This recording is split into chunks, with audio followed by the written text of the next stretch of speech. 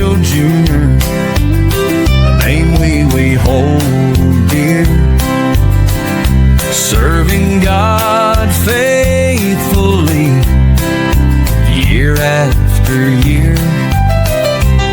A beacon of hope shining ever so bright, guiding us forward with all of his might. We stand by his side, a united stand, fighting for truth across the land. With God as our strength, our spirits will soar. Truth and justice prevail forevermore.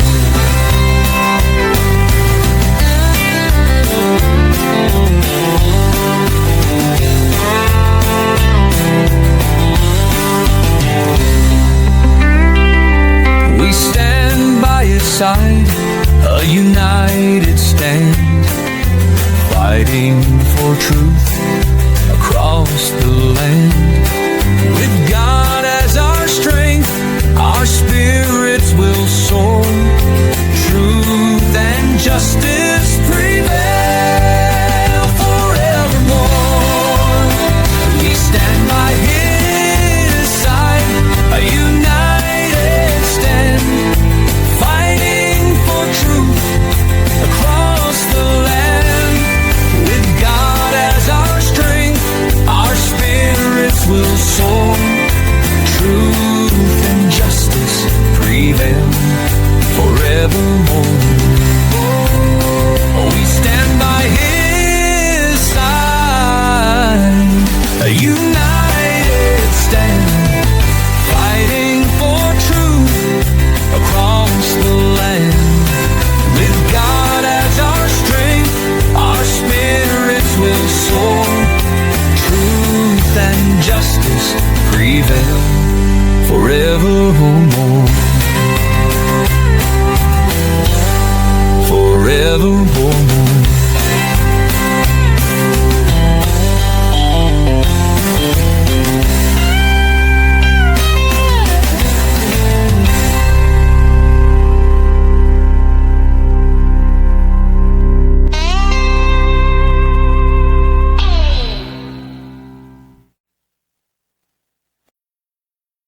Hello and welcome sa Russia TV mga kapatid, at meron tayong debate na magaganap ngayon between Saksi ni Cristo mga kapatid laban sa Seventh-day Adventist Church. Ang topic natin is I will prove that the teaching in the Old Testament are stupid mga kapatid.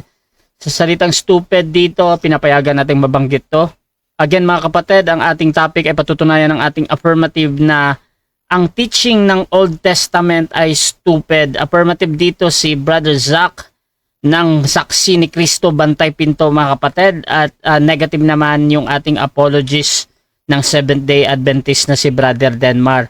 Sa ating setup ng debate mga kapatid, meron tayong 10 minutes sa presentation, 7 minutes sa pagtatanong, 10 minutes sa rebuttal, 7 minutes sa second cross, at meron tayong 5 minute na final conclusion.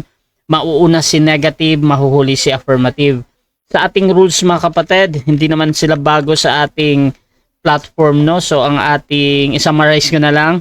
Rule number 1, yung 20 seconds na pagsagot. Rule number 2, yung close-ended na pagsagot sa yung question ay dapat doon sumagot muna bago magpaliwanag. Rule number 3, yung 10 seconds natin na explanation rule. Walang objection pag ginagamit itong 10 seconds na ito. Rule number 4, sagutin ang tanong na naaayon sa tanong. Rule number 5, sa first stand doon lang kayo dapat magtanong sa inilatag ng katunggali. At kung tinatanggi niya ay automatic next question yan. At sa rebuttal, pwede na itanong doon ang lahat. Rule number 6, dalawang warning galing sa akin ay may disiplina yan. 1 minute minus sa time. Rule number 7, isang objection at isang clarification lang every question at no objection during final conclusion. Rule number 8, no insult about physical appearance at pagmumura.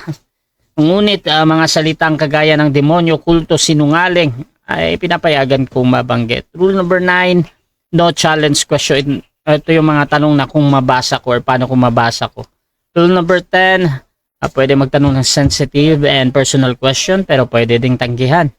Rule number 11, disconnection time limit, 7 minutes lang yung hihintayin ko. Rule number 12, meron akong kapangyarihan magtakda ng bagong rules na hindi nakasaad sa mga binabanggit ko. Rule number 13, bilang tagapamagitan, ako ay nagsisilbing tagapangasiwa lamang ng debate na ito at hindi ako responsible sa anumang pananaw, paniniwala o pahayag ng mga debater. Ang inyong opinion at sagot ay pananagutan ng mismong nagsasalita. Hindi rin ako mananagot sa anumang hindi pagkakaunawaan, pagkasira ng relasyon o iba pa epekto dulot ng nilalaman ng debate na ito. So, by the way mga kapatid, ako nga pala si Rasha Vista. Ako ay isang Catholic, one of the member ng Templar of Truth, at ako yung tatayong moderator, streamer, timer sa debate na ito. So, sumasang-ayon ba ang ating affirmative sa lahat ng nabanggit?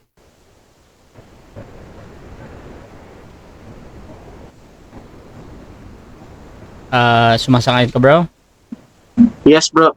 Okay, at sumasang-ayon din ba ang ating negative? Yes, sumasang-ayon po, moderator. Okay, so mga kapatid, before natin simulan ng ating debate, syempre gusto ko muna silang magpakilala sa ating audience. At para sa affirmative, baka pwede mong ikwento saan nanggaling yung topic na ito at paano ito naikasa. At sa negative naman kung paano niya tinanggap ito, no? So, pakilala ka muna, affirmative. Good evening, Mr. Moderator, at saka kay Bro Denver, at saka sa mga viewers. I am Sak, Saksi ni Cristo.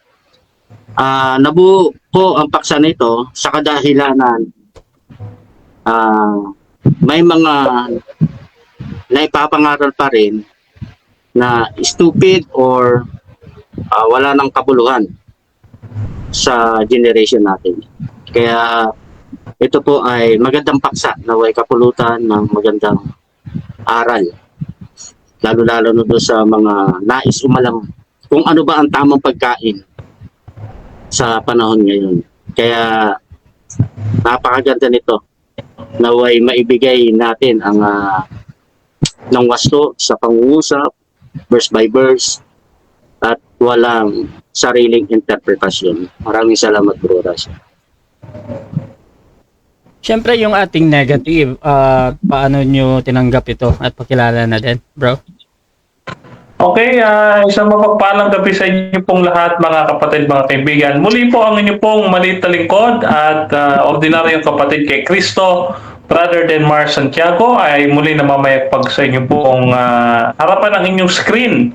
At ngayon, mga kapatid, ay ating itatayo ang pagtutol ng Seventh-day Adventist sa proposisyon na patutunayan ng afirmatibo na ang mga katuruan ng matandang tipan ay pawang kahangalan lamang, no? Yan yung mga gayong mga pananalita ay isa pong absurdity, no? At isa pong pangbabastos sa ating Panginoon, dahil sapagkat ang lumang tipan at ang mga katuruan nito ay hindi naman ho galing sa kung kanino, kundi ito ay sinalita ng Panginoon. Kaya ito po ay napakahalaga nating idepensa dito sa ating kausap ngayon na si Brother Sak, na dati ay Iglesia ni Cristo, dati ay Patri Passionism, no? Dati ay Bantay Pinto, ngayon ay may bago siya, Saksi ni Jesus.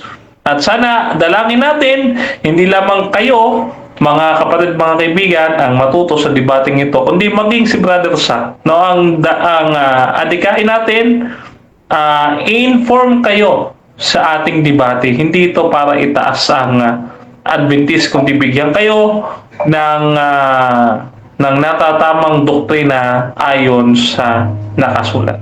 So yun lamang, at maraming salamat, Brother Rasha. So simulan na natin ang ating debate, mga kapatid, at bibigyan ko ng 10 minutes sa unang pagpapahayag ang ating affirmative sa kanyang pinatutunayan na ang teaching in the Old Testament are stupid. Brother Zach ng Bantay Pinto o Saksi ni Cristo, your time start now. Okay, magbabasa ako ng talata at notes ko. Pag binasa ko to, Bro Rasha, di ba, mag-aano to? mag-off cam kasi dito ko babasahin yung notes ko. Sige po, babasahin ko. Mga kapatid, no? Magandang gabi sa inyo lahat. Ako si Zach Jacob, Saksi ni Cristo. At ang aming paksa po ngayong gabi ay patutunayan ko na teachings of Old Testament are stupid. Pero bago ko simulan niya mga kapatid, hindi ko po stand na all teachings. Plural lang po ang tinutukoy ko, no? Plural form. Hindi po all. Una kong gagawin ay, mga kapatid, siyempre, ano ba yung salitang stupid? At batay po sa ating reference, sabi rito, sa Merriam-Webster, ito ay lack of intelligence or lacking intelligence while teaching. No? Binigay ng Diyos ang utos, pero naging walang kabuluhan. At ang ikalawa kong i-define naman yung teaching para wala tayong sariling interpretasyon. Ito ay ginagamit natin bilang general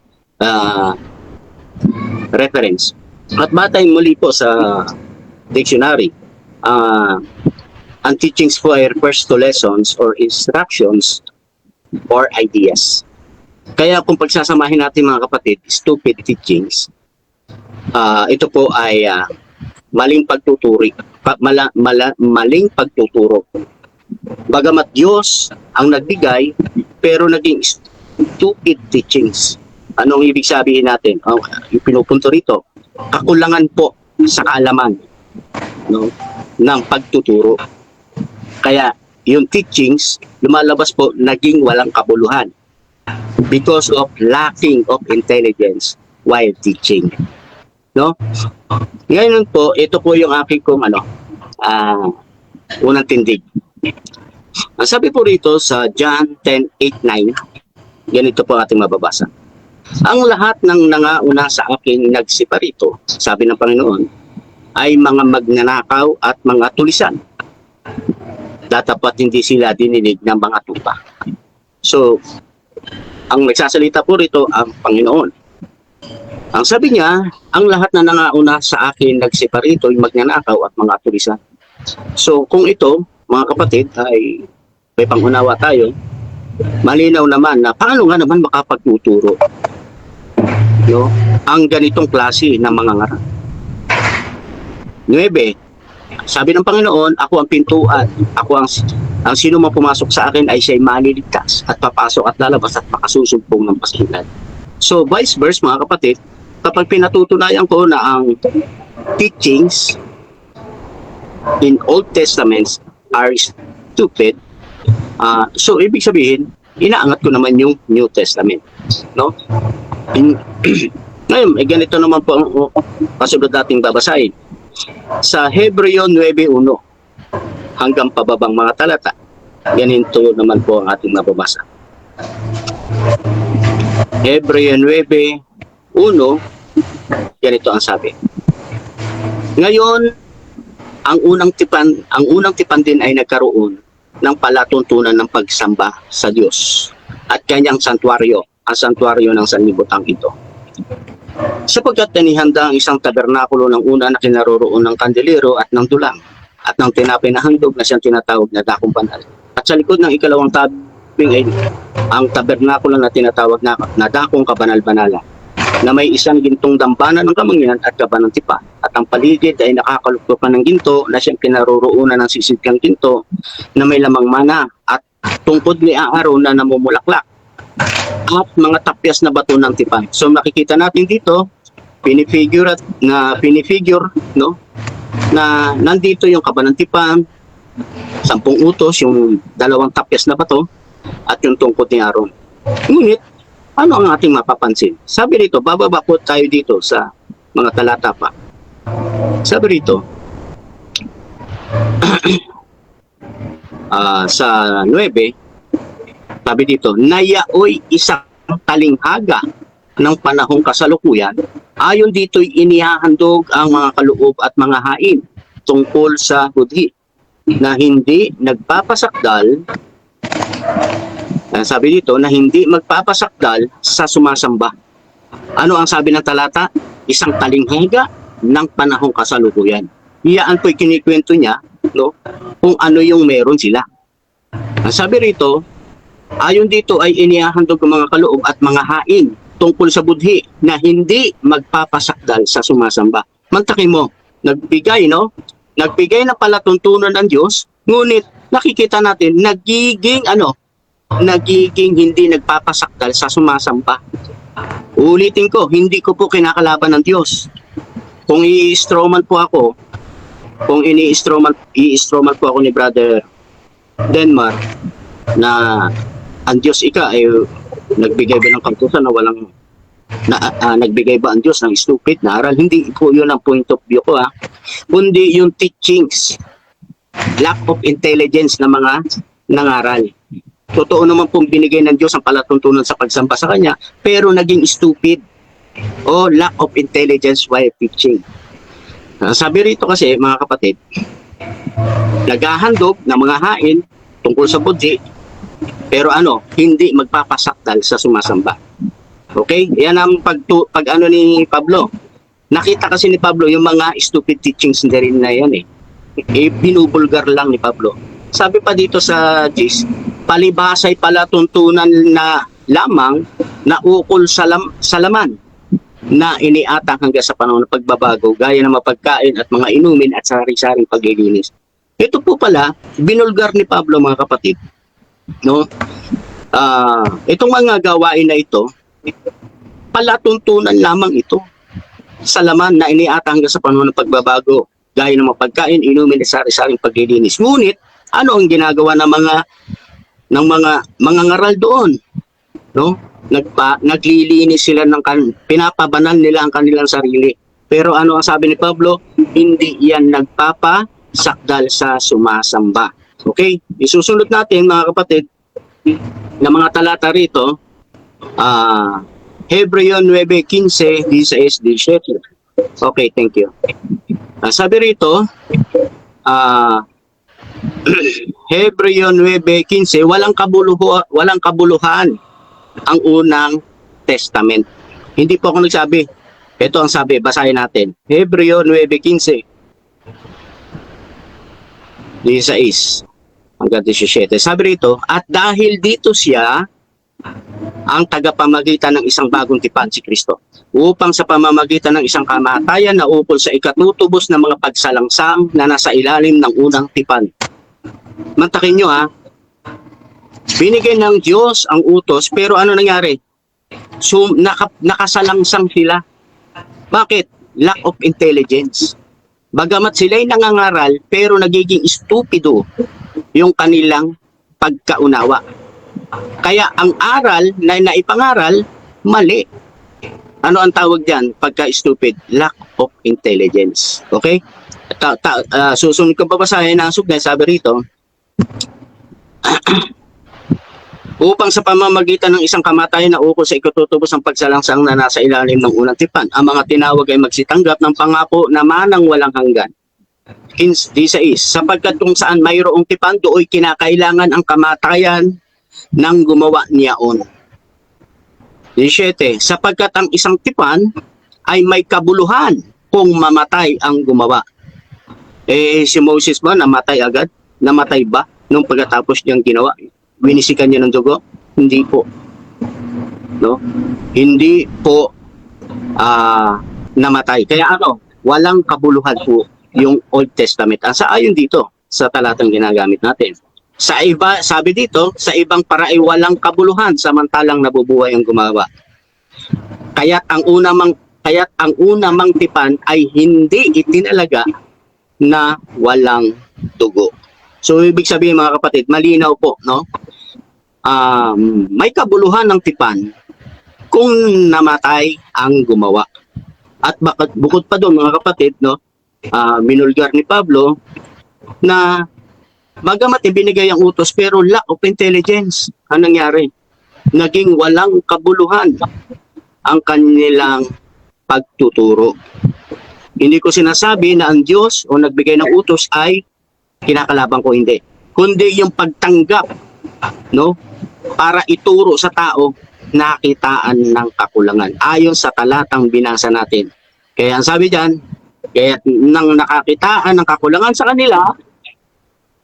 Okay, sige. So dyan nagtatapos mga kapatid ang unang pahayag ng ating affirmative. Dako tayo sa unang pagtatanong ng ating negative. Brother Denmar Santiago ng Seventh-day Adventist Church, 7 minutes. Your time start now, bro. Okay, to clarify, alin po ba ang stupid? Yung teachings ng Old Testament o yung nangangaral ng teachings ng Old Testament? Yung teachings po, oo. Kasi naging stupid ang mga aral kasi sa lack of intelligence ng tao. Next question. Okay, next question. So dahil sa sinasabi mong lack of intelligence ng mga tao, kaya nagiging stupid ang teachings ng Old Testament. So therefore, ulitin ko na naman yung tanong. Ang aking tanong, ano para sa iyo ang kahulugan ng salitang stupid? Okay, ang salitang stupid po batay sa referensya ay lack of intelligence. Lack of Okay. intelligence. Okay, so next question na, no? Mr. Moderator. Next question. Saang referensya mo kinuha yung kahulugan mo ng stupid? Okay.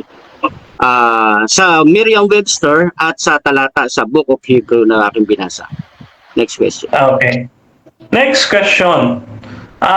Saan talata mababasa sa Book of Hebrew yung salitang stupid? At kahit yung definition na lang, saan talata?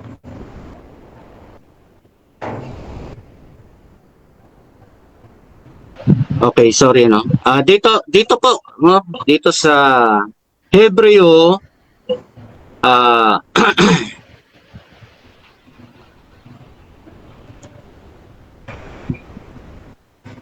verse chapter 9 verse 17.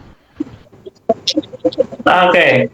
So, dyan po sa verse na binasa ninyo, may nabasa po ba kayo na naging stupid ang teachings ng Old Testament? May nabasa po ba kayo? Yes or no? Okay, meron po. Kasi walang kabuluhan is stupid. Sabi rito, for a testament is of course after men are dead. Ang sabi dito sa Tagalog, sapagkat ang isang tipan ay may kabuluhan kung mamatay ang gumawa. Sa ibang paray walang anumang kabuluhan samantalang nabubuhay ang gumawa. Next question. Okay. So, nasan dyan yung salitang stupid? Kasi, hinahanap ko, sabi mo, may mababasa ka. Okay, so, follow-up question, nasan dyan yung stupid?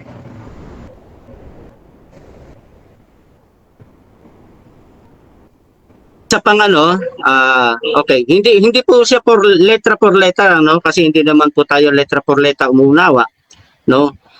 Ito po babasahin ko talata sa Hebreo 9 verse 9. Ito ang sabi, nayaoy isang talinghaga ng panahong kasalukuyan ayon dito inihandog mga kaloob at mga hain tungkol sa budi na hindi magpapasakdal sa sumasamba. Mantakin mo, nag-aaing ka, tumutupad ka sa pagkatuntunan ng pero hindi ka pala mapapasakdal. Okay.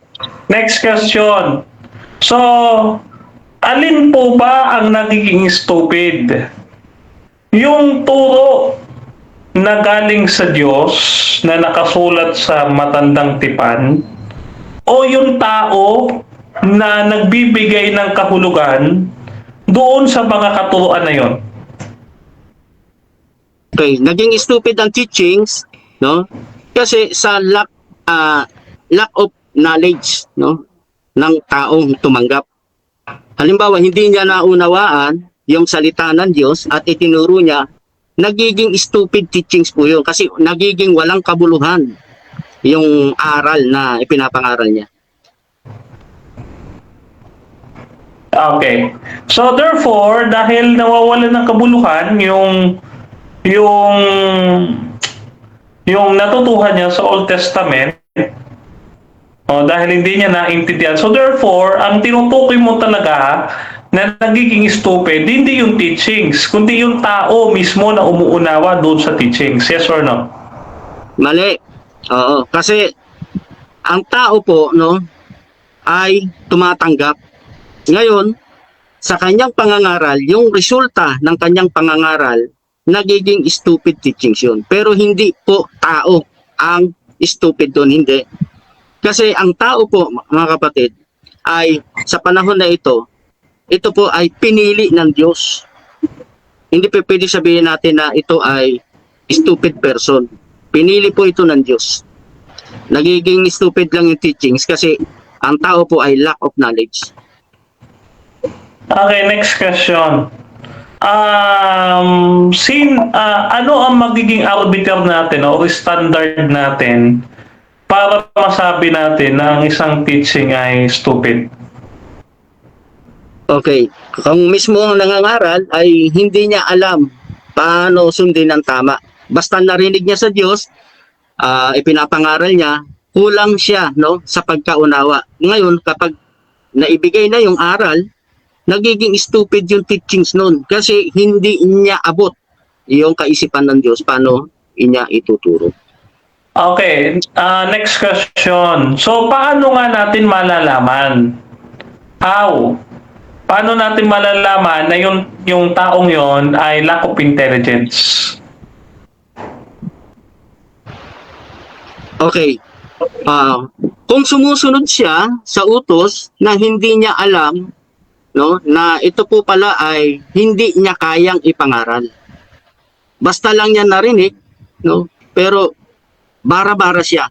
Ipinapangaral niya at ang resulta nun naging stupid teachings yung kanyang ginawa. Okay, so paano mo rin malalaman? Kasi wala katapusan dito, brother, kasi until hindi mo napipinpoint, no, yung gusto kong masagot mo. So paano mo masasabi na nasusunod niya or hindi niya nasusunod yung tinuturo niya? Ano nga yung natin arbiter? Paano mo nga masasabi? Okay, so dyan nagtatapos mga kapatid ang ating unang pagtatanong. So shoutout muna sa ating nasa live. Nandyan si Norberto Belano Jr. Stupid nga talaga ang kausap ni Bro Denmar. Siya pala lack of knowledge. Shoutout din kay Raymark Asigan, mahilig magdagdag ang affirmative. Shoutout din kay Norberto Belano, stupid pala kausap ni Bro Denmar. James Santulan, naku, nag-debate ang dalawang dakilang mambabaluktot. Ang ituturo nyo sa amin kung paano mang doktor ng verse. Magsiuwi nga kayo, Denmar at Zach. Shoutout din kay Archie Jerry Ben Noach ng Judaism. Ang pinag-usapan ay ang teaching, hindi ang nagtuturo. Nako, ang layo ng stupid mind ni Zach. Shoutout din kay Riniel Marcelo, saksi ni Cristo pero ayaw sa lumang tipan. At ayan, so tuloy-tuloy tayo mga kapatid. Sister Grace Barrio, syempre, yung aking tatlong sister. Shoutout muna kay Sister Emmy, Sister Grace at Sister Maria. Sabi ni Sister Grace, yung tao pinili daw ng Diyos pero ang teaching sa OT ay stupid. Sino ba ang nagbigay ng teaching, Zach? So tuloy-tuloy tayo. Brother Denmar, your time starts. Okay. Magandang gabi mga kapatid, mga kaibigan. No? This is a big misunderstanding on the part ng ating kaibigan na si Zach. No? Kasi kanina ko pa nga tinatanong, mukhang gulong-gulo talaga siya. Hindi niya maitayo yung kanyang gusto sabihin. No? Nakukuha naman natin na nagiging stupid yung tao kasi hindi niya nasusunod yung itinuturo niya. Yung tao hindi ang nagiging stupid. Pero pagkasabihin mong stupid, yung itinuturo niya, hindi pwede. Bakit? Kasi mga kaibigan, ang Biblia ay isang pagpapahayag ng Diyos na binubuo ng 66 na mga aklat na pinagsama-sama at naging isang aklat. So, datapwat, dalawa sa mga aklat ng Biblia ay makasaysayan, ang nakaraan at ang 21 ay mga aklat ng propesiya, 21 ay nasaan yung mga liham, at 2 ang patula. So, bagaman na isulat ng 66 books ito, ng mga hari, mga magsasaka, mga mekaniko, mga taong mahilig sa agham, mga manananggol, general, mangingisda at ministro at mga saserdote, isang maniningil ng buwis, isang doktor at iba pa, no? Mga may hirap, no, na umabot sa panahon 1,600 na taon. Gayunman, mga kapatid, ang Biblia ay aklat, no? Isang banal na aklat sapagkat Diyos ang author nito. Okay? So, hindi maaari na ang teachings ang stupid. Yung nagtuturo na hindi makasunod, ang tawag po doon, mga kapatid, ay hindi stupid. Ang tawag po doon, hipokrito, katulad ng mga Pariseyo. Sila ay sumusunod doon sa kautusan, pero wala silang pagmamahal doon sa kanilang pagsunod. Ang tawag po doon, hipokrito. No. Yung tao ang nagiging hipokrito, hindi yung tinuturo. Kasi, titingnan po natin, ang itinuturo ng mga Pariseyo, yung 10 utos ay galing sa Diyos. Hindi maaari na yung 10 utos, kabilang ang Sabat, hipokrito. O isang kahangalan. Kundi yung mga nagtuturo na inaabuso yung katuruan na iyon. Kaya dito, ang nagbigay ng Biblia, no? Sino nagbigay ng mga hula sa Biblia sa tulong ng Espiritu Santo? No? Ganito po, sagot ng Biblia sa 2 Pedro 1:21. Sabi ay ganito, sapagkat hindi sa kalooban ng tao dumating ang hula kailanman, kundi ang mga tao ay nagsalita buhat sa Diyos na nang-audyukan ng Espiritu Santo. So mapapansin natin dito, mga kapatid, no? Ang Espiritu ni Kristo ay kumasi sa mga propeta upang ipakilala sa atin ang buong Biblia ay isang Kristiyanong aklat. Hindi ho aklat ito ng mga Romano Katoliko, kundi isang Kristiyanong aklat. Sa madaling salita, mga kapatid, yung mga yaong mga nagsulat, mga propeta sa lumang tipan, no, ito ay kinasihan ng Panginoon. Kaya hindi ho maaari maging stupid eh. Kasi ho ang nagbigay, ang sabi dito ay kailanman, sabi dito sa talata, no, sapagkat hindi sa kalooban ng tao dumating ang hula kailanman. No? Kundi ang mga tao na nagsalita buhat sa Diyos. So ito yung mga yaong mga tao na isinugo ng Diyos. So hindi nga pwede maaari maging stupid yung aral. Hindi rin maging maaari maging stupid yung tao na nangangaral. Kung tinutukoy ni Zach, no, ay ang mga bulaang pastor na nangangaral sa ating kapanahunan ngayon, no, na tinutukoy niya, hindi dapat gayon ang proposisyon niya. Dapat ang proposisyon niya, no, patutunayan niya na yung mga taong hindi gumaganap ng kanilang itinuturo ay mga hangal. Pwede pa. Pero yung teachings, yung katuruan, hindi ito pwede maging kahangalan. Bakit? Kasi kahit sabihin natin hindi lahat ng turo ng matandang tipan ang kahangalan para sa iyo. Pero nandoon pa rin, may mga turo pa rin at yung mga turo na yun ay buhat sa Diyos. No? Maliwanag ko yan eh. Kaya, tingnan po ninyo, sino ang nagpahayag ng hinaharap sa mga propeta sa pamamagitan ng pagkasi ng Espiritu Santo? Isa pa pong talata dito po sa aklat naman ng Amos, sa 3 at talatang 7, ganito ang ating mababasa. 3:7. Tunay na ang Panginoong Diyos ay walang gagawin kundi kanyang ihahayag ang kanyang lihim sa kanyang mga lingkod na mga propeta. O dito, yung matandang tipan, yung mga katuruan, yung teachings ng matandang tipan ng Old Testament, ay ito po ay ipinahayag ng Diyos sa kanyang mga propeta. Sa madaling salita, ito itinatawag nating verbal inspiration, no? Ang Panginoon nagkasi sa kanila, no? At ito ay sa pamamagitan ng Espiritu Santo, no? Nung nagsalita ang Panginoon na ito ang iyong isulat, that is verbal inspiration, no? Ano pa? Ito. So, natitiyak ba natin, mga kapatid, no? Natitiyak ba natin na ang Biblia ay salita ng Diyos, no? Para hindi natin sabihin kahangalan ito. Kasi kung hindi ito salita ng Diyos, ay talagang kahangalan ito, no? Ganito mababasa natin sa 1 Tesalonica 2:13 at ganito ating mababasa.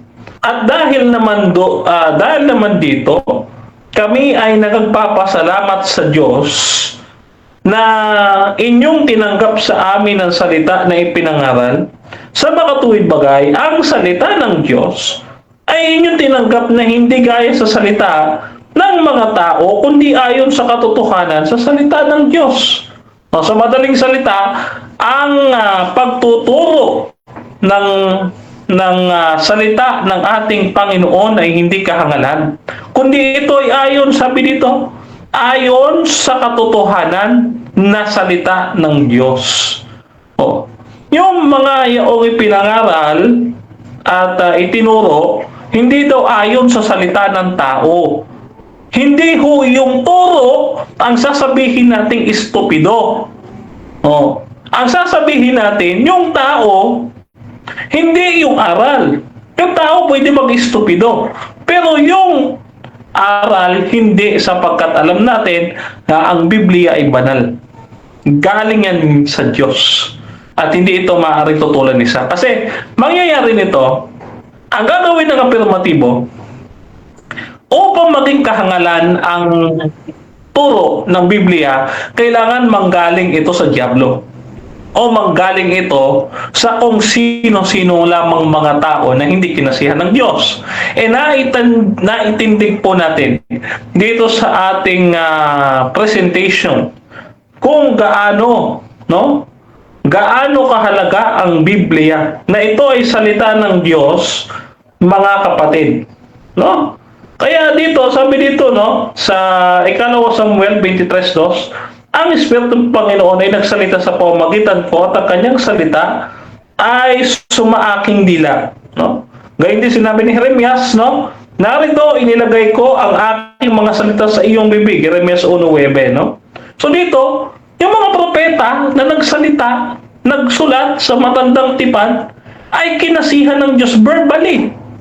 So hindi mo maaari talaga sabihin na yung mga turo ng lumang tipan ay kahangalan, sapagkat ang Panginoon siyang mismong nagsalita at gumabay sa mga propeta na nagsulat ng matandang tipan. So, yung mga nagtuturo din ay banal dahil sila ay kinasihan ng Panginoon. In the first place, hindi naman dapat talaga sasabihang ipokrito. So, yan sana magbago yung posisyon mo. Okay, so dako tayo sa unang pagtatanong ng ating affirmative. Brother Zach ng Saksi ni Kristo, your time start now, 7 minutes.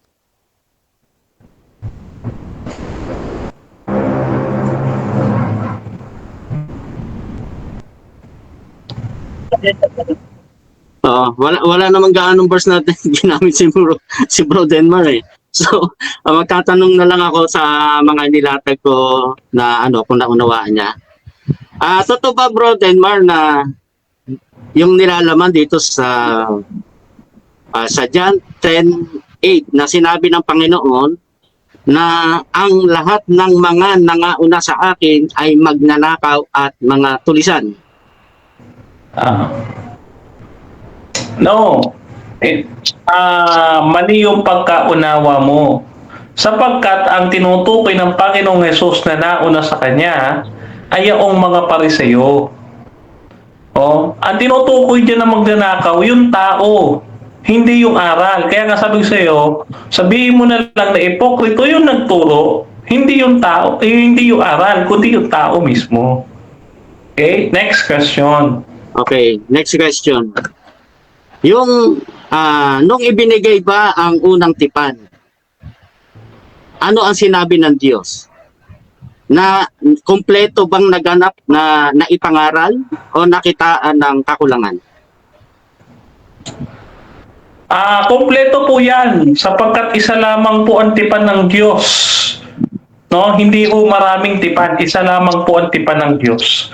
Ito ay ang ating Panginoong Hesus. So sa buong Biblia mula sa Henesis hanggang sa Apokalipsis, isa lamang po ang tipan. Yan ay ang pagliligtas ng Diyos. At yan po ay naganap at ipinahayag ng Henesis 3:15 na bilang pinakaunang pangako ng Panginoon sa tao. Okay. Sunod na tanong, Bro Denmar. Confirmatory lang dito sa Hebreo 8:7. Sabi rito, kung walang kakulangan ang unang tipan, hindi na sana nangailangan pa ng pangalawa. Ano yung nakitaan ng kakulangan na sinasabi dito sa talata? Wala. Kasi sabi diyan, conditionally, kung wala sanang kakulangan ang unang tipan. Wala Wala namang kakulangan ng unang tipan Ang nagkulang yung tao.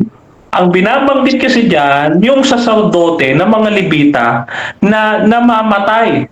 Kaya ang Panginoong Hesus siyang naging pinakapunong saserdote kapalit ng mga Levita. Again, ang pinag-uusapan dito tao, hindi ang tipan ng Diyos. Hindi ho maaari. Next question na? Sige. Okay. Uulitin ko ulit Sabi rito, babasa premise to Sabi rito sa talata, kung walang kakulangan ang unang tipan. Intindi mo Hebreo 8:7. Kung walang kakulangan ang unang tipan, hindi na sana nangailangan pa ng pangalawa. Ano ang unawa mo doon? Nagkulang ba ang unang tipan kaya ginawa ang ikalawa? Yes or no? No. Mali nga po yung pagkakaunawa ninyo Dahil ang nagkaroon ng kakulangan, hindi yung tipan. Kasi yung tipan, yan ang ibig sabihin ng tipan ay pangako. Hindi ho kailanman nagkulang ang pangako ng Panginoon. Yung mga Levita na gumanap bilang saserdote ang nagkulang, sila'y namamatay. Ang Panginoong Hesus hindi Kaya sila'y pinalitan ng Panginoon sa pagiging saserdote. Again, tao ang pinag-uusapan, hindi yung tipan. Okay? Next question. Okay, sunod na tanong. Kung hindi tipan ang tinukoy na walang kakulangan at yung tao, no? Pansin niyo may sulat dito sa sa susunod. Sabi rito, ngunit nakita ng Diyos, susunod na verse, ngunit nakita ng Diyos ang pagkukulang ng kanyang bayan. Kaya't sinabi niya, darating ang mga araw, sabi ng Panginoon, nagagawa ako ng bagong tipan. Hindi niya sinabi dito, gagawa ako ng bagong tao. Kaya totoo po na sinasabi rito, yung tipan, ang nakitaan niya ng kakulangan. Kaya gagawa siya ng bagong tipan. Tama ba ito? Yes or no? Mali yung pagkakaunawa mo. No, bakit? Kasi nga, sabi diyan, nakita ng Diyos ang kakulangan ng kanyang bayan. Hindi sinabi diyan, nakita ng Diyos ang kakulangan ng unang tipan. Di ba? Kaya ang tinutukoy diyan, no, kapag binasa mo sa Greek yan, yung salitang tipan, hindi po yan tipan, kundi tipanan. Ang ginawa ng Diyos, yung 10 utos dati, ay nasa 2 tapyas ang bato. Ang ginawa ng Diyos, inilagay siya ngayon sa puso't isipan ng mananampalataya.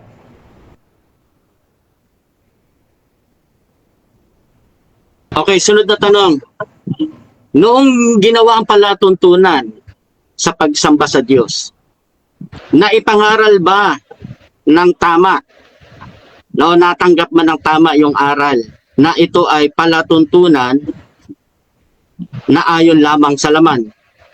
Yes or no? Okay, sagot, yes. Naipangaralan tama yung palatuntunan ng Diyos. No? Nakadepende kasi yung pagsunod ng tao sa kanyang sarili dahil may free will. No, kung mayroon mang lumabag sa palatuntunan ng Diyos, mayroon. Hindi natin inaalis. Pero mayroon din namang sumunod. Kaya nga, sa Isaiah 1:8-9, ang Diyos ay nagtira ng iilan o remnant. Very small remnant. Okay. Sunod na tanong, Bro Denmar. Dahil ikaw ay nakisugpong sa Israel, alam mo ba na ang palatuntunan sa pagsamba ng Diyos sa Diyos, kasama din yung mga tawag dito, yung mga palatuntunan sa pagkain o pag-inom, paglilinis. Alam niyo ba na yan ay palatuntunan lamang sa laman? No. Na time. Okay, Ano ba so yun? dyan nagtatapos mga kapatid ang first stage ng ating debate. At shoutout muna sa ating nasa live kay Edison Togoy Jr. na aday saksi ni Kristo. Shoutout din mga kapatid kay Sister Grace Barrios. Genesis 3:15 ay covenant ng Diyos. Hiwaga yan, hindi covenant. Shoutout din kay Eme Alfonso. Grabe stupid. Parang sinabi mo na stupid din gumawa nun. Shoutout din kay Norberto Belano Jr. Si Moises ay kinasihan ng Diyos. Yun. Dahil sinulat niya ang Pentateuch. Nandyan ang creation story. Alangan, stupid pala ang creation ng Diyos. Shoutout din kay Archie Nowak. Sabi niya, stupid pala ang mga propeta. Shoutout din kay Gideon Marcadia. Paano magiging stupid ang mga ngaral na kung Diyos ang pumili nito? At shoutout din kay Remark Asigan. Mahilig magdagdag ang affirmative. Dako tayo sa rebuttal. Brother Zach, your time start now. 10 minutes.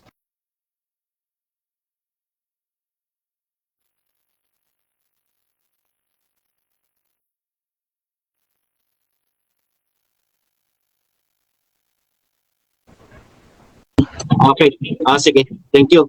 Okay, una kong Okay, hello. Una kong ipapapansin dito, sabi niya, tao daw ang nakitaan ng kakulangan. Pero ang sabi ko rito mga kapatid, no, kaya nga ang topic namin, teachings in Old Testament are stupid. Hindi ko sinabing all is stupid. Hindi ko sinasabing lahat ng aral. Wala pong topic or wala pong insertion na all.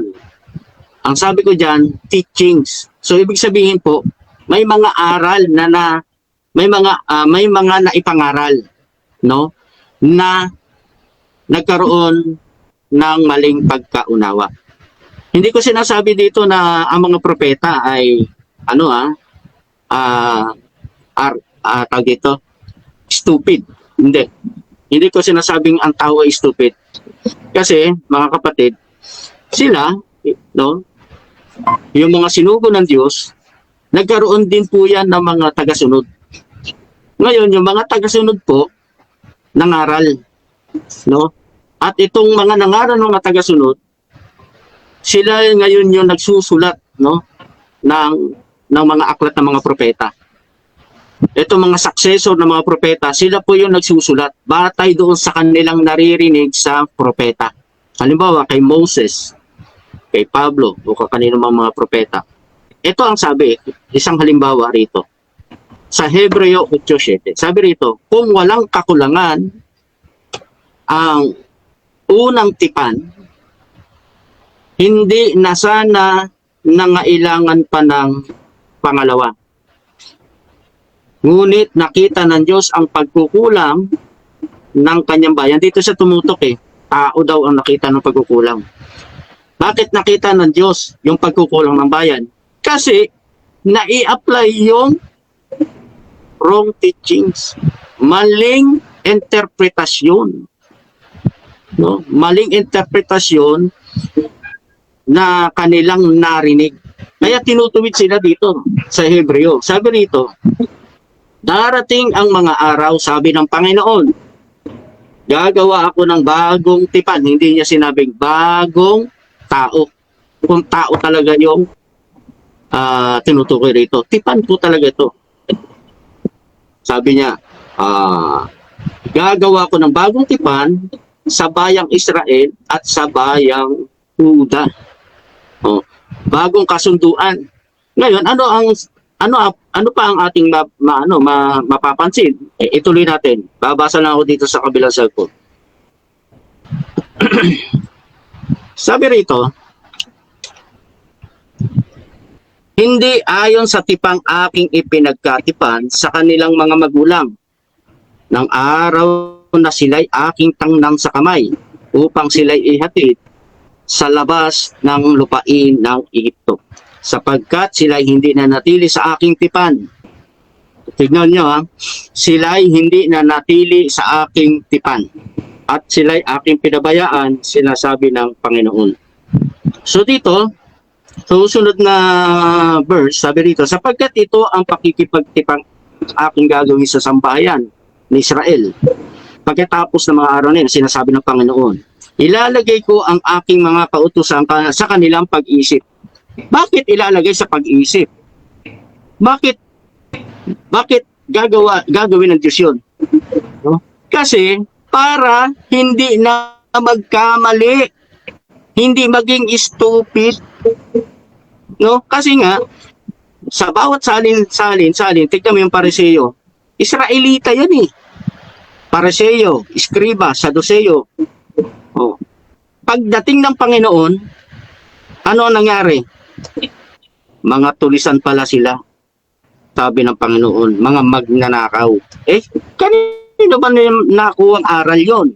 Yung aral ng mga Saduceo, aral ng mga Pariseo. Di ba si Pablo, isang Pariseo? Mula sa angkan ni Benjamin?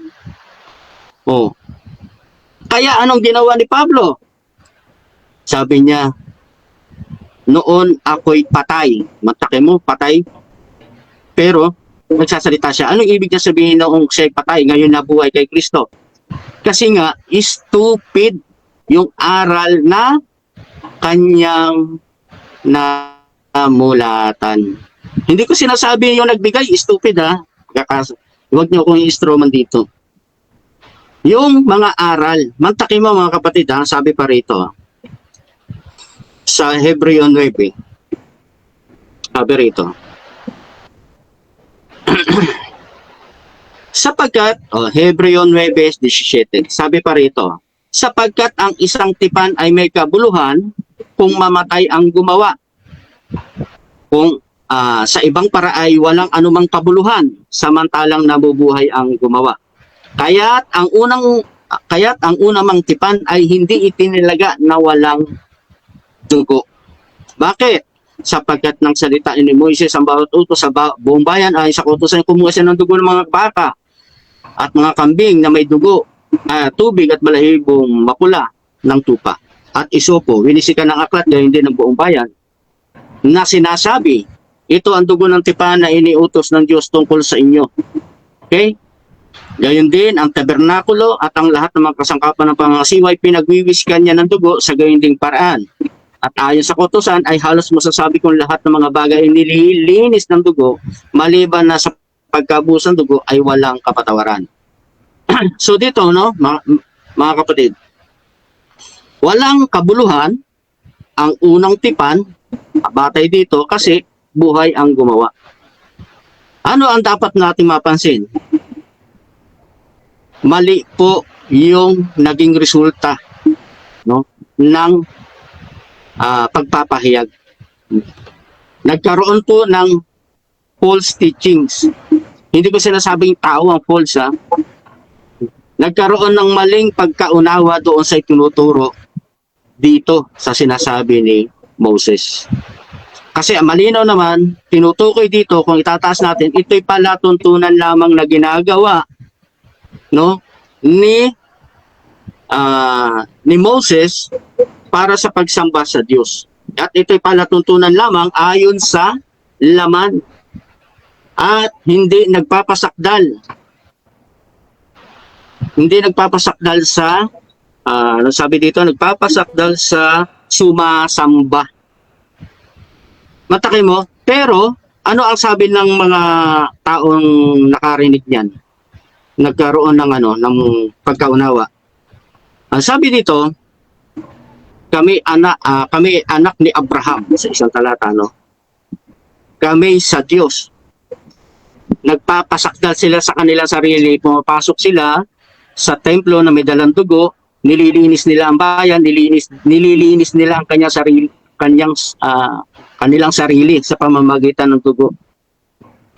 Pero ano ang sabi? Hindi nagpapasakdal sa sumasamba. Yan yung sinasabi kong stupid teachings. Nagiging walang kabuluhan yung pangangaral kasi hindi nailapat ng wasto. Hindi nailapat ng wasto ang pagtuturo. Mga kapatid, dapat nakita to ni Denmar eh. Ito ay palatuntunan sa laman, hindi ito nagpapasakdal. Kaya lang sinusunod hanggang ngayon ang SDA sumusunod naman eh, nagpapasakdal daw sa kanila yan eh. Ang pagsunod diyan sa unang tipan. Pero yan ay palatuntunan sa pagsamba sa Diyos at palatuntunan ayon lamang sa laman. Kaya hindi nga nagpapasakdal yan eh. Ngayon, kailan magiging sakdal ang Diyos? Magiging sakdal ang tao sa harapan ng Diyos? Pagdating ni Kristo. Sapagkat dito, ito ay walang hanggang tipan. Kasi kung malinaw naman kung wasto na, kompleto na, ipangaral lang tama yung unang tipan, bakit nga naman daw gagawa pa ng ikalawa? Ibig sabihin mga kapatid, umiiral talaga ang stupid teachings. Nagkaroon ng false, nagkaroon ng fall away. Bakit? Kasi akala nila yung ginagawa nilang mga pagsamba ay sapat na. Ginagawa nila yon sa palatuntunan ng pagsamba sa Diyos kasi akala nila yon ay sapat na. Pero hindi po pala. Kaya ano ang sabi ng Diyos? Nang nakitaan ng kakulangan ang unang tipan, ginawa ang ikalawa. Okay, so dyan nagtatapos mga kapatid ang rebuttal ng ating affirmative. Dako tayo sa 7 minutes sa second cross ng ating negative. Brother Denmar ng SDA, your time starts now. Okay, unang tanong. Kasi sabi mo, naniniwala kami na yung mga palatuntunan sa matandang tipan ay nagpapasakdal sa amin.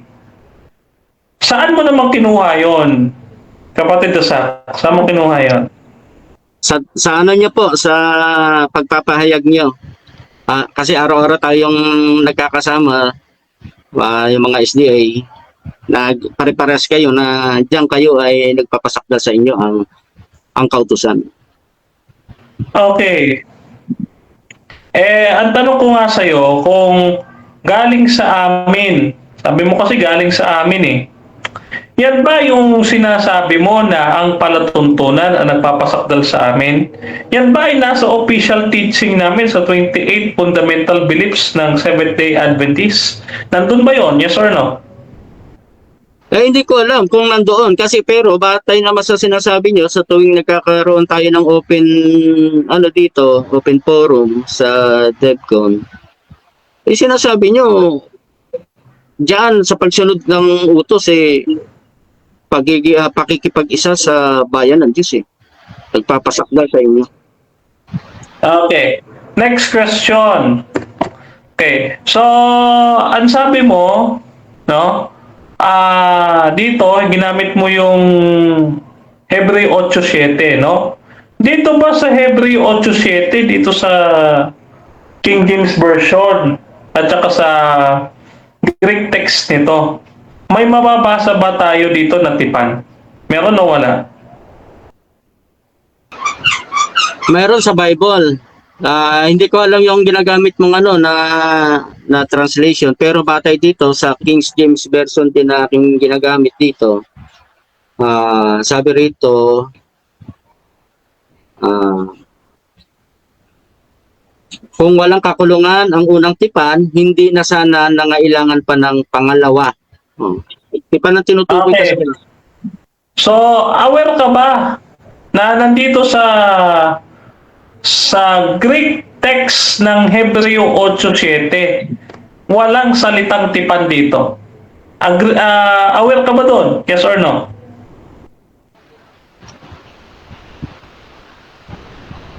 No, kasi hindi.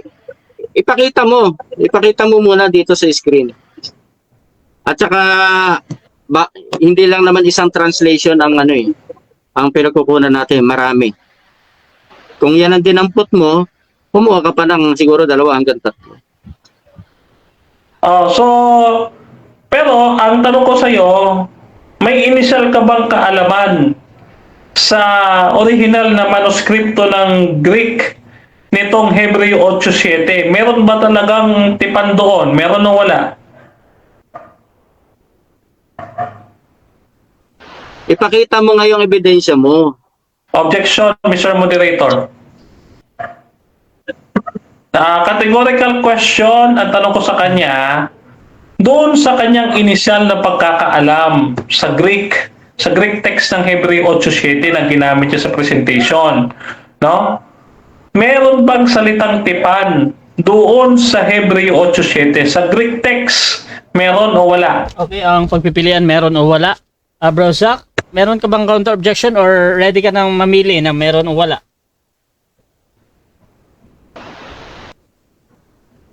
Hello? Bro? Wala. Wala, proceed. Okay. So, ayan ha. Wait lang. Magpapaliwanag pa, Bro Zach? Wala kasi hindi naman ako gumagamit ng Greek text. Bible Okay. Bible lang talaga yung ginagamit ko sa Okay. sa translation natin. Next question. Okay. Next question. Nabanggit mo yung mga pariseyo. So, yung mga pariseyo sumusunod sa kautusan ng Diyos. Pero, hindi nila isinasabuhay sa kanilang mga sarili. Ang tanong ko sa iyo, ano ba ang estupido? Yung sinusunod nilang 10 utos? O yung mga pariseyo na hindi gumaganap ng kanilang itinuturo? Okay, can you repeat the question kasi ang daming tanong eh. Hindi ko alam. Ulitin ko ha. Paulit na po. Clarification. Isa lang ang tanong ko. No? Sabi mo kasi, nabanggit mo yung mga pariseyo doon sa presentation mo. Kaya ang tanong ko, ano ba ang kahangalan sa iyo? So ito pagpipilian mo ha. Yung 10 utos na ipinapangaral ng mga pariseyo o yung mga pariseyo na nangangaral ng 10 utos pero hindi nila ginaganap sa buhay nila yung 10 utos. Alin doon sa dalawa? So, yung pangangaral Okay. or yung pariseo? Both. Kasi unang-una, both. Kasi unang-una, yung 10 utos ginawa nila ay nagpapakingganap sa kanila. No? Dahil sa 10 utos halos nagmamalaki sila. Sabi nga ng isa diyan, dahil ako lagi nagsasabat, nag-iikap po, sabi niya, hindi katulad ito na makasalanan. Samantalang yung makasalanan halos di makatingin sa langit. So, yan po ay stupid teachings. Nagiging stupid teachings yun. Okay. Next question. Ang sabi mo dito sa Hebreo 8, no? Ito ay palatuntunan sa pagsamba. Yung pagkain ba ay palatuntunan sa pagsamba? Yes or no? Yes. Meron. Kasi dito, sabi dito kapatid, sa Hebreo 9, na sabi dito na ito'y palatuntunan lamang hanggang sa dumating ang pagbabago. Ukol sa pagkain, pag-inom, at paglilinis. Meron. Okay. So, ito mo mga pagkain at mga inumin na ito yung mga inihahandog doon sa sanctuaryo. Yes or no?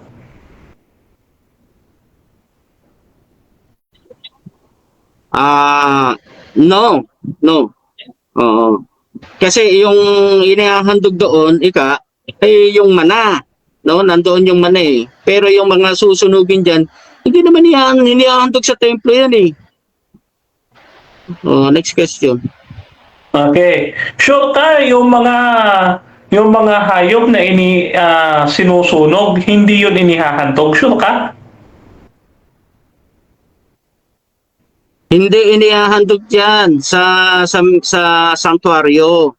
Pinag-uutos ng Diyos na paghahandog pero hindi yan para doon sa ipapasok sa sanctuaryo. Hindi yan pinapasok Time, dito 7 lang. minutes time.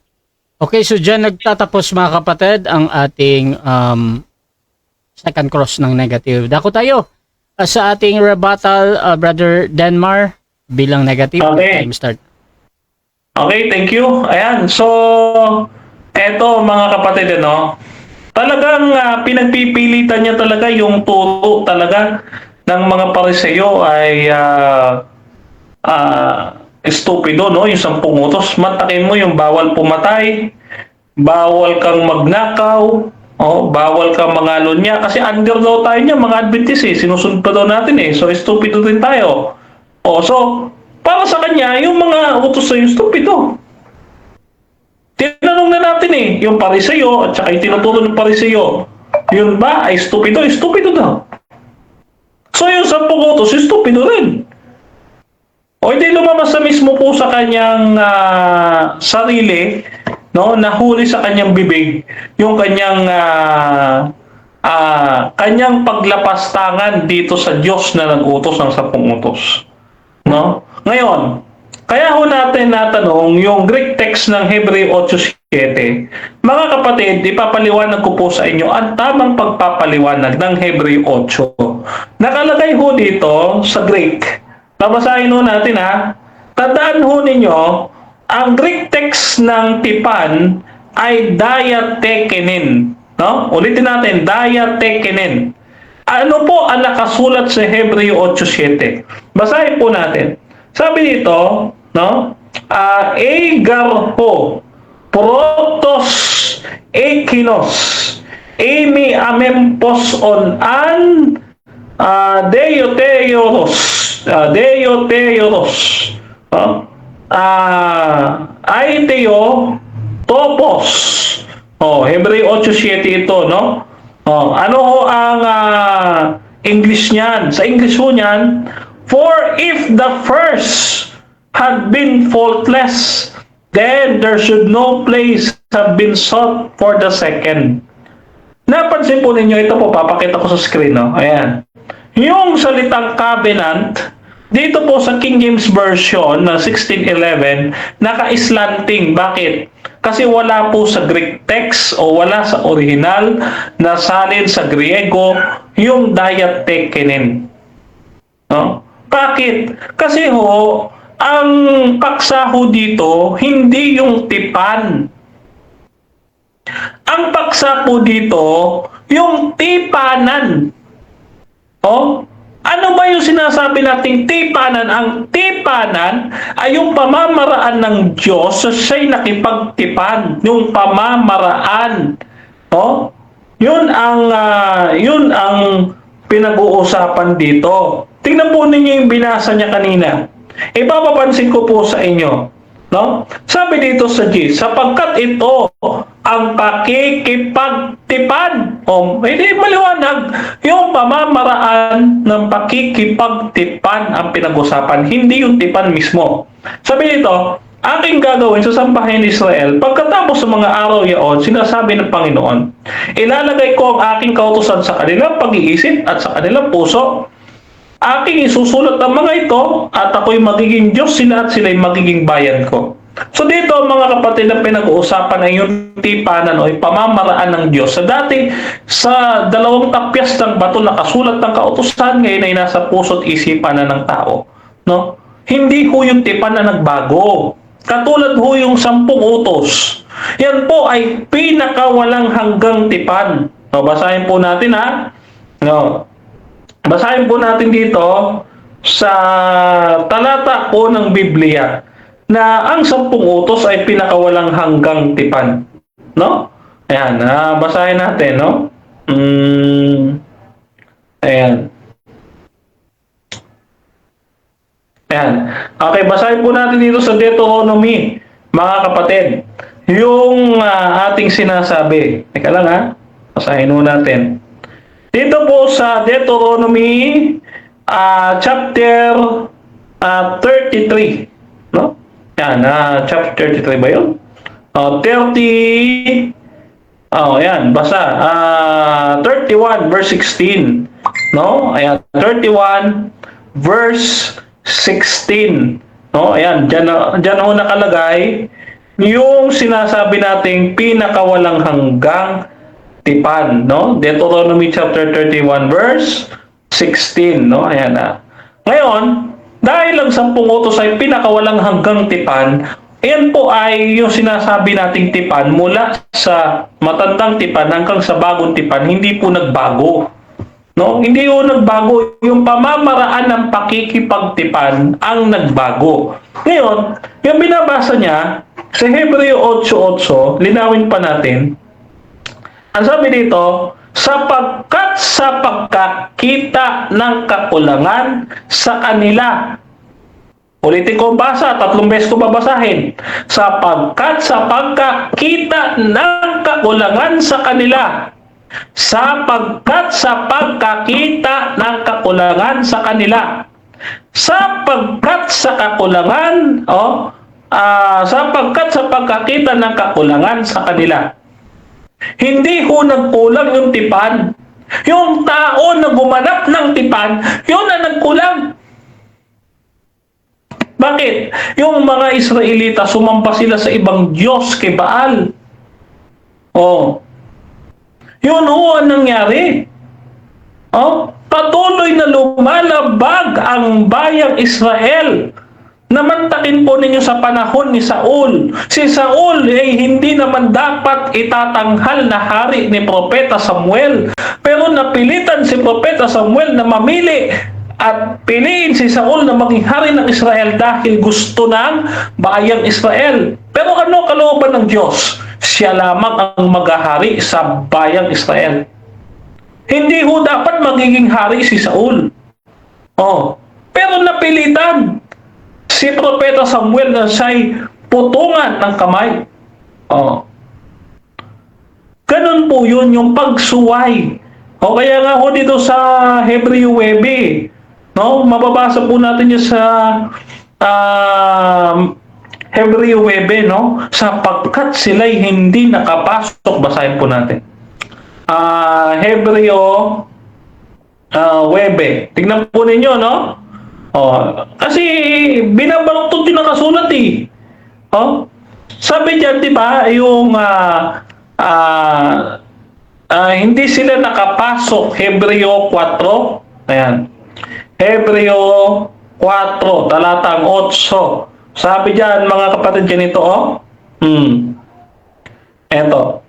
Talatang 6 pala. Kaya yamang may natitira pang ibang dapat magsipasok doon. Ang mga pinangaralan ng una ng mabuting salita na hindi nakapasok dahil sa pagsuway. Sumuway kasi ang bayang Israel. Kaya ano nangyari? Nakipagtipan ng ikalawa ang Diyos. Hindi ibig sabihin nagkaroon ng bagong tipan. Kundi, unang nakipagtipan ang Diyos sa Hudyo, ikalaway sa Hintil. Yung tao po nagbabago eh. Kasi ganito yan eh. Nung una, ang Diyos ay nakipagtipan sa Hudyo. Ititawag nating Noahic Covenant, Abrahamic Covenant, Mosaic Covenant, no? Sino ho yung mga under ng mga tipan na yan? Mga Hudyo. May bagong pangako ang Diyos sa mga Hintil. No? Itong mga Hintil na ito na tinawag na Israel ng Diyos. no, diyan sa Galatia 6:16. At sila sabi diyan, no, sa Galatia 3:29 ay yaong mga anak ni Kristo sila ngay binhi ni Abraham. Itong mga hintil ay ibinilang ikinabit sa mga Hudyo. No? So yun ang naging tipan ng Diyos. Kaya ang tipan ng Diyos sa panahon ngayon, no, ay nakipagtipan siya sa hintil, hindi na sa Hudyo. Dahil ho natapos na, base ho dito sa Daniel, mababasa po natin dito sa Daniel 9:24, sabi niya, 70 linggo ang ipinasya sa iyong tao at sa iyong banal na bayan. So dito, yung time limit ng Israel ay 70 weeks lang at yan po ay nagtapos ng 34 AD. Pagkatapos ng pagbatok kay Esteban, pumasok na ang mga hintil at hindi na kinasihan ng Diyos o hindi na. Ang sabi diyan ng talata, inilipat ng Diyos ang kanyang kaharian sa nagkakabungang bansa. So hindi na pinanigan ng Diyos ang Israel, kundi ang mga hintil na. Kaya sabi dito ni Apostol Pablo, nagkaroon ng ikalawang pakikipagtipan. Kanino? Sa mga hintil. Hindi pa na nagbago. Kaya yung sinusunod ng Hudyo at mga nangangaging Hudyo ay pareho. Okay, so dyan nagtatapos ang rebuttal ng negative. Dako tayo sa second course ng ating affirmative. Brother Zach ng Bantay Pinto, Saksi ni Kristo. Your time start now.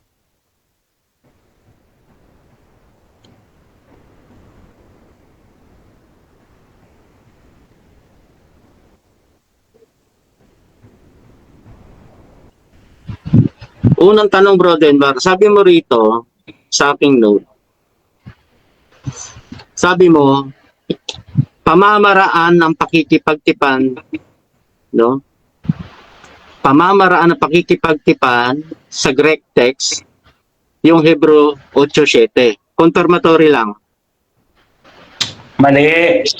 No, ang sabi ko, yung konteksto ng Hebreo 8, hindi lamang yung talatang 7. Yung kabuuan ng kabanatang yon ay tungkol sa pakikipagtipan ng Diyos sa Griego.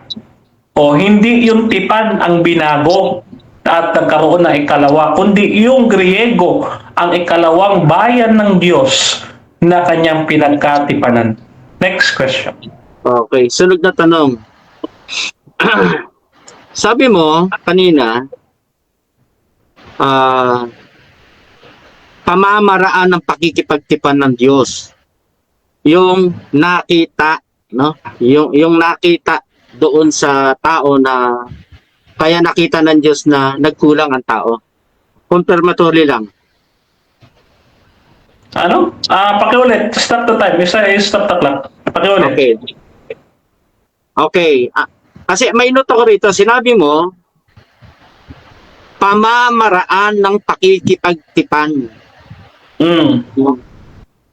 Yun ang sinasabi diyan sa unawa diyan sa Greek text na ginagamit sa Hebreo 8:7. Ngayon, sino ang nagbigay ng pamamaraan ng pakikipagtipan sa unang tipan? Sino ang nagbigay? Ang Diyos. Sapagkat pinili ng Diyos na ang 10 utos, ilagay niya sa 2 tapyas na bato. Ngayon, ang pinili niya, base dyan sa ginamit mong talata, dito sa mga hintil ay inilagay sa kanilang puso't isipan yung kautusan. Kasi sa mga Hudyo ay nandoon sa kaban ng tipan. Sa mga hintil, nasa kanilang puso't isipan. Pero pareho sila ng sinusunod, yung Hudyo at hintil, parehong 10 utos ang sinusunod. Isang tipan lang, hindi binabago. Next question. Okay. Sabi mo, isang tipan lang, hindi binabago. Ang samantalang sabi rito sa Hebreo 8:7,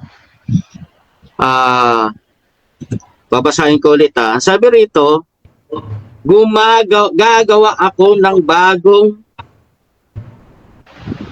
sadali sabi dito, nawala yung note ko Sabi rito,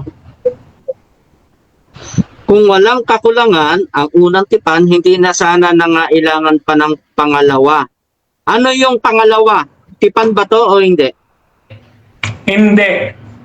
Ang tinutukoy, no? Sabi ko nga sa iyo, yung unang kinatipanan ng Diyos ay mga Hudyo. Ang ikalawa ay mga Hintil.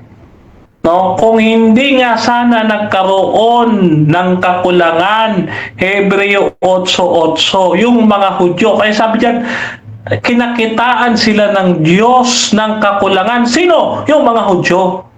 Kaya yung tipan, ibinigay na sa mga Hintil, hindi na sa Hudyo. Yun ang konteksto. Hindi yung tipan ang binabago, kundi yung tao na tatanggap ng tipan ang nagbago. Oh, next question. Saan mababasa? Bersikulo na yung tipan sa Israel ibinigay sa Hintil. Oh, mababasa natin. Ito ha. Oh. Dito sa pahayag ng Panginoong Hesus sa Mateo 21:43. Kaya nga sinasabi ko sa inyo, aalisin sa inyo ang kaharian ng Diyos at ibibigay sa isang bansang nagkakabunga. Yan. So, ang tipan ng Diyos inilipat mula sa Hudyo, inilipat sa Hintil. Kaya nga meron hong talinghaga patungkol sa halaman na puno ng olibo na hindi pinatubo ni Jesus.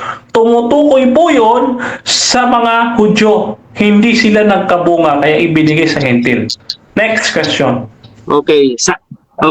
Saan talata na ang tipan ay kaharian ng Diyos? Sapagkat ang binasa mo, ibibigay sa iba ang kaharian ng Diyos. Ang tinatanong ko sa iyo, saan babasa na yung tipan ng Israel binigay sa Diyos? Okay. Mababasa po natin sa matandang tipan, no? Dahil ho ang kaharian ay ibinigay kay Jacob, no? Doon kay sa basbas ni Isaac kay Jacob, ang sabi ni Isaac kay Jacob, manggagaling sa kanya ang lahi ng mga hari. No, sa madaling salita, ibinigay ang kaharian kay Jacob na siyang next question. Okay, sunod na tanong. Sabi mo, yung tipan sa Israel ay ibinigay sa Hintil. So ibig mo ba sabihin na yung lumang lalagyan pwedeng lagyan ng bagong alak? 10 seconds, no? 10 seconds. Okay, so gusto kong i-clarify kung saang verse mo tinutukoy yan. No? Kasi ayokong red herring or fallacy yung question mo kasi.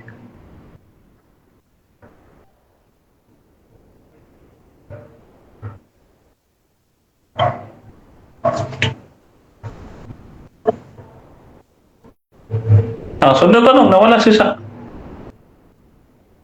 Moderator, wala naman hindi naman siya nagsalita eh. Nagsalita siya bro, 10 seconds bro yung sagot niya. Parang nawala ka bro, nawala ka bigla. Proceed ka lang bro sa next question mo. Okay, sunod na tanong. Ibig mo bang sabihin, kaklaro ko lang yung tanong ko. Sabi mo kasi yung tipan ng Israel ibinigay bilang tipan sa Hintil. Ngayon, ibig mo bang sabihin na yung lumang sisidlan pwedeng lagyan ng bagong alak? Yes or no? Yes or no? Okay, 10 seconds. 10 seconds. Okay. Ayoko kasi mapalasi dito. So, ibigay mo muna sa akin yung basihan mong talata sa tanong mo. 7 minutes time. Okay, so dyan nagtatapos mga kapatid ang second part ng ating debate at shoutout muna sa ating nasa live. Nandyan si Norberto Villano, sabi niya clear. Wala siyang boses, Mr. Moderator. Meron bro. Ganito bro, Zach. Pwede ka mag-out bro. Nadidinig ko naman. Baka sa iyo yan bro, Zach. Ayan, thank you. So, shoutout po na mga kapatid sa ating nasa live kay Emi Alfonso. Ready na rin sumagot si Denmar sa Versa. Shoutout din kay Archie Ben Noack. Sunugin mo na Denmar gamit ang OT, wag iyang NT. Ito din kay Norberto Belano Jr. Mali talaga yan sa Tagalog kasi limited ang translation about sa salitang tipan from Greek. Shoutout din kay Edison Togoy. Dapat ang topic nito is I will prove that some teaching in the Old Testament are stupid like me. Hahaha. Shoutout din kay Ted Pampanga. Pinapalas ni Denmar na mali ang translation ng pinapalabas ni Denmar na mali ang translation ng Hebrew 8:7 sa Tagalog version. Edison, sabi niya, tanggalin mo na ang Old Testament sa Bible mo kasi stupid ang teaching nga ng Old. Ba't mo pabinasa yan? Siya din kay Norberto Belano, chismoso pala itong si Zach. At Rinaldo Codog, anong sekta pala kinaaniban ni Bro Zach Jacob? Mukhang hindi masyadong pinag-isipan ang doktrina niya. Siya din kay Gildion Marcadia. Sureball po ang sagot mo, Brad. Denmar na bayan o tao ang nagkulang sa pagsunod sa unang tipan. Hindi rin naman sinabi na Diyos na babaguhin ang kanyang tipan. At siya din kay Blaise Barrios, Genesis 3:15 ay covenant ng Diyos. Hiwaga yan, hindi covenant. So dako tayo sa final conclusion, Brother Denmar Santiago bilang negatibo na ang teaching ng Old Testament ay stupid. Your time start now.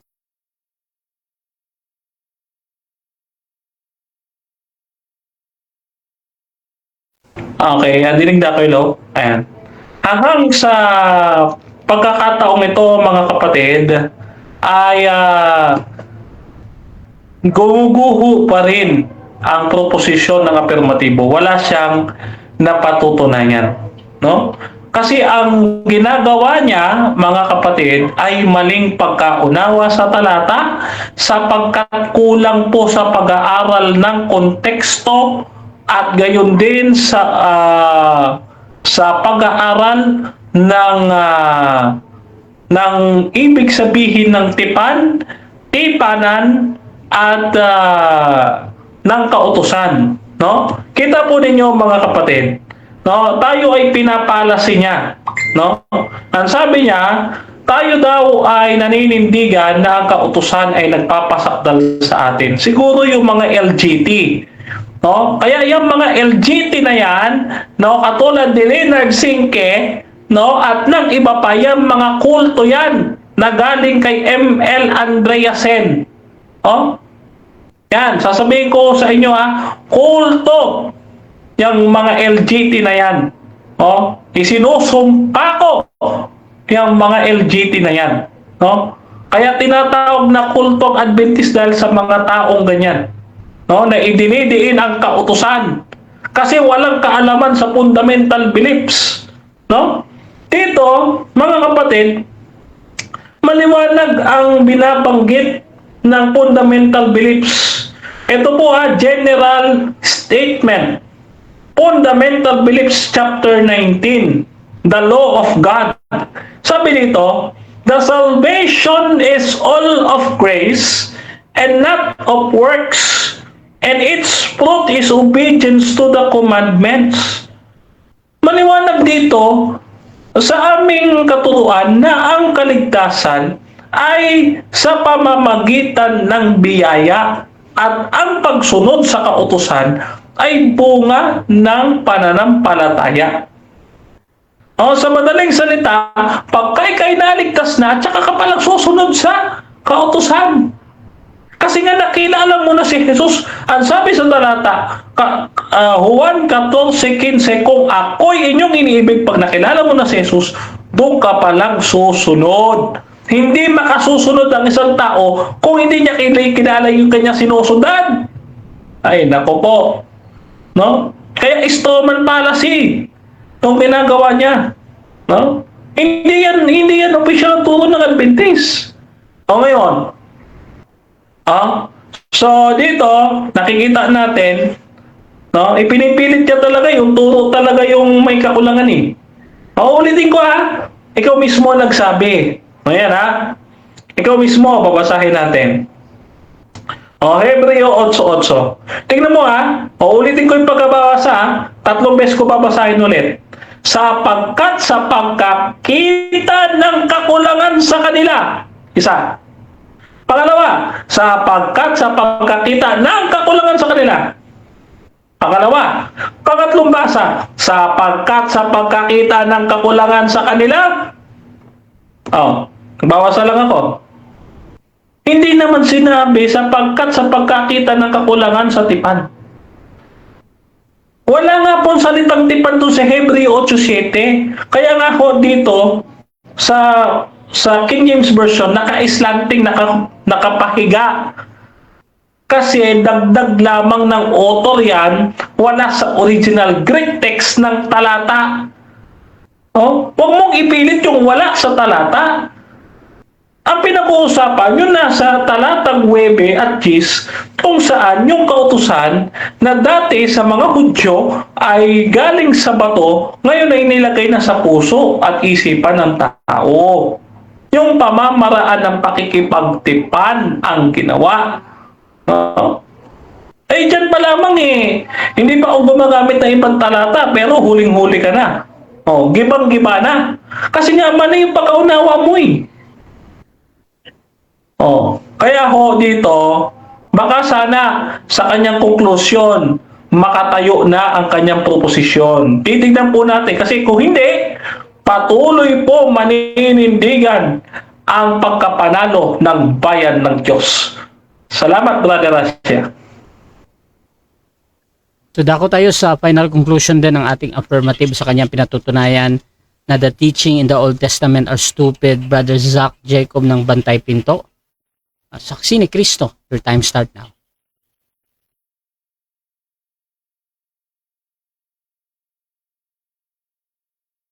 Thank you, no. Ito po yung conclusion, mga kapatid. Pinagpapalagay ni Denmar, wala daw mababasa sa talata. Ayan, na tipan yung tinutukoy na walang kakulangan. Ang sabi rito, ayan, sapagkat kung ang unang tipang yaon ay naging walang kakulangan, ay hindi na sana inihanap ng pangangailangan ang ikalawa. Ang sabi diyan, mga kapatid, yung tipan, nakitaan ng kakulangan. Ngayon, ano sabi sa 8? Sapagkat sa pagkakita ng kakulangan sa kanila, bakit gano'n ang salita? Teachings na po yun. Nakitaan ng kakulangan doon sa teachings. Kaya ano ang sabi? Sapagkat sa pagkakita ng kakulangan sa kanila, teachings yun. Stupid teachings nga nangyari. Ay sinabi niya, narito, dumarating ang mga araw, sinasabi ng Panginoon, na ako'y gagawa ng isang bagong pakikipagtipan sa sambahayan ni Israel at sambahayan ni Huda. Yan, mga kapatid, malinaw na nabasa naman po natin noong pinangaral nila yung unang tipan, nakitaan ng kakulangan. Yung act o yung action, nung ipinangaral yung unang tipan, dahil sa aksyon nila, nakitaan ng kakulangan. Sapagkat sa pagkakita ng kakulangan sa kanila, sinabi niya, narito, dumarating mga araw, sinabi ng Panginoon na ako'y gagawa ng isang bagong pakikipagtipan. Malinaw naman po, mga kapatid, na hindi natin maitatanggi, nagkaroon po ng stupid teaching. Hindi ko po sinasabi na yung nagbigay ng utos ay stupid, hindi. Ang Diyos yan Pero dahil nga nakitaan ng kakulangan doon sa tipan, bakit nakitaan ng kakulangan doon sa tipan? Kasi nagkulang yung tao ng pagkaunawa. Kaya ano ang sabi? Narito gagawa ko ng bagong pakikipagtipan. Ano yung bagong pakikipagtipan? Hindi daw pagkikipagtipan na ginawa niya nung una. So, ibig sabihin, mga kapatid, ililipat sa puso. Bakit sa puso na?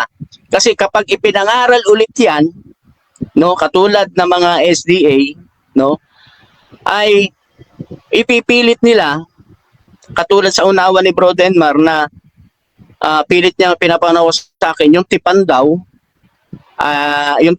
ang aking pinatutunog niya na yun daw ang stupid. Hindi. Yung action. Kaya nga ang title natin, Teachings. Action yan eh. Teachings are stupid in Old Testament. Malinaw naman nakatalata eh. Ngayon, kung hindi nakita ng Diyos yung kakulangan na yon sa kanila, no? Kung hindi totoong nagkulang sila doon sa aksyon ng pagtuturo, hindi sana nagagawa ng bagong pakikipagtipan. Na-strawman, ako pa nga na-strawman mo eh. Hindi naman sinasabi ko yung author o yung nagbigay ng utos or yung tipan ang stupid. Hindi, yung teachings, yung pagtuturo nila, yung way of action nila, yung the way ng pagtuturo nila, nakitaan ng Diyos ng kakulangan. Kaya sabi niya, gagawa ako ng bagong pakikipagtipan. Kaya nga inulit-ulit ko sa iyo eh, pamamaraan ba no ng Diyos yung pakikipagtipan? Sabi mo hindi. Pero inano mo yan, tinakil mo yan, na pamamaraan na pakikipagtipan, yun ang tinutukoy na nakita na kakulangan. Hindi kakampi na kita, no? Kaya gagawa ng bago. Yung sa bago, ay hindi na dugo ng kambing, baka, kundi dugo, no, ng banal. Yun ang sinasabi doon. Okay, so dyan nagtatapos ang debate natin between Saksi ni Cristo at Seventh-day Adventist Church. Before natin end yung ating live, syempre gusto ko muna kayong magpasalamat sa lahat ng audience at makakapanood pa nito sa mga magre-review sa YouTube. Bro Zach, pasalamat ko muna, bro. Okay, thank you, no, Mr. Moderator, at sa mga viewers, sa mga basher, no. Mas lalo pa akong diyan, nagkakaroon ng pagpupursige dahil sa mga basher at doon sa mga silent na viewers. Maraming salamat din sa inyo, at kay Bro Rasha maraming salamat din, at siyempre higit sa lahat sa aking Panginoong Jesucristo, ang aking Panginoong Jesucristo na hindi nakita kailanman at hindi nalapitan ng sinumang tao. Maraming salamat po. Okay, Brother Denmar, pasalamat din. Okay, maraming salamat unang-una sa ating Panginoon. Sa Kanya ang lahat ng kapurihan, kalwalhatian at parangal, sapagkat narapat sa ating Panginoon ang lahat ng mga pagtatanghal at pagsamba. No, sapagkat siya ay dakila at banal, at siya po ay mabuti sa lahat ng panahon, no? So, pinasasalamatan din natin siyempre ang ating mga kapatirang walang sawag sumusubaybay sa atin, pa sa Facebook at sa YouTube, gayon din sa TikTok, sa ating mga kaibigan dyan, no? At gayon din, mga kapatid, pinapasalamatan natin yung ating mentor, Dr. Kitulog, at sa kabuuan ng Advent Biblical International Ministry, no? Ayan, maraming salamat din sa kay Brother Rasha na ating moderator, streamer, and recorder. At yan, lahat yan mga kapatid. Matindi ito ng ating kapatid, no? Kahit sinusuntok minsan yung Roman Catholic, hindi ito pumapalag. Okay? So maraming salamat din kay Brother Zach na ating kaibigan, no? Sa aral lang tayo magsusuntukan. Pero mga kapatid, malapit po sa aking puso si Brother Zach, kasi nais po natin hindi sa debating ito na manuya, no? O kaya manghamak ng kahit sino, kundi binibigyan namin kayo ng tamang pagpapaliwanag ng mga issue na ating mga pinagdidiskusyonan dito, no?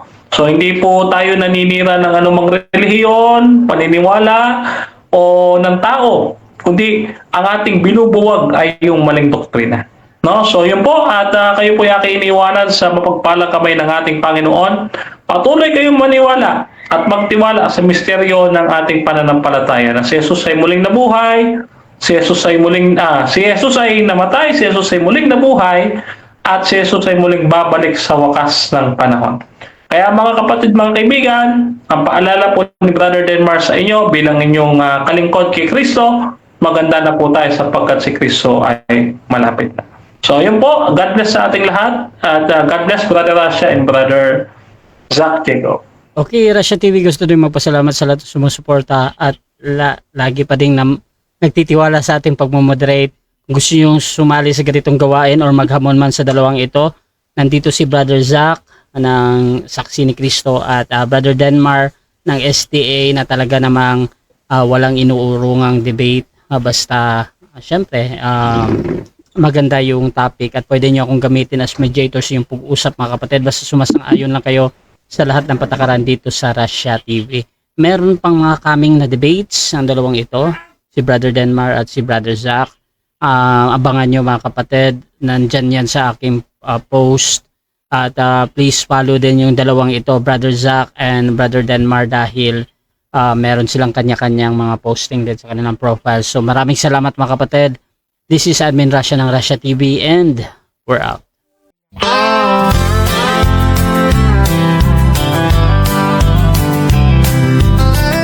Fernando Beza Camacho Jr., a name we hold dear, serving God faithfully year after year, a beacon of hope shining ever so bright, guiding us forward with all of his might.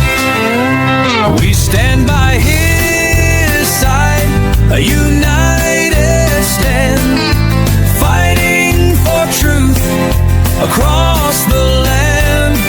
With God as our strength, our spirits will soar.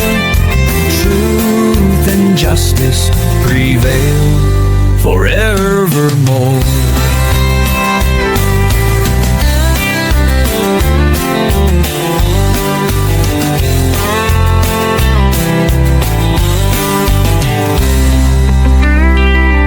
We stand by his side, a united stand, fighting for truth across the land. With God as our strength, our spirits will soar. Truth and justice prevail forevermore. We stand by his side, a united stand, fighting for truth across the land. With God as our strength, our spirits will soar. Truth and justice prevail forevermore. We stand by his side, a united stand, fighting for truth across the land. With God as our strength, our spirits will soar.